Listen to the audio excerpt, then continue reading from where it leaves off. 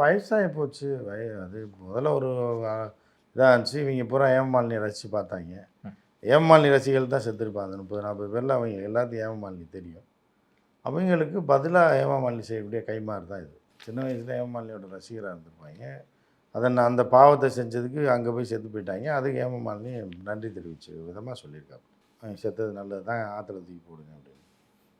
அப்புறம் வேற என்ன ஏமாலினி சொத்தையாக எழுதி கொடுக்க முடியும்? அது ஒரு சங்கி தான்.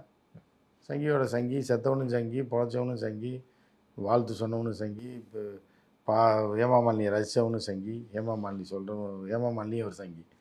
அவங்களுக்குள்ளே ஏதோ பண்ணிட்டு குடும்ப பிரச்சனை அது. நம்ம என்ன கதை சொல்லணும்? பொதுமக்கள் சங்கிகளோட குடும்ப பிரச்சனை அது. பொதுமக்கள் 30 பேர் இறந்துருக்காங்க அப்படிங்கிற ஒரு துயரமான பொதுமக்கள்லாம் சாகலைங்க. நீ இது அந்த கங்காயமுனா சரஸ்வத்தில் புண்ணியம் தேடி போயிருக்காங்க, பகவான் அழைச்சிக்கிட்டார், அவ்வளோதான். வேற என்ன? அதுதான் நீங்கள் இப்படி தான் பார்க்கணுங்க. ஆமாம், அதுதான் பார்க்கணும்.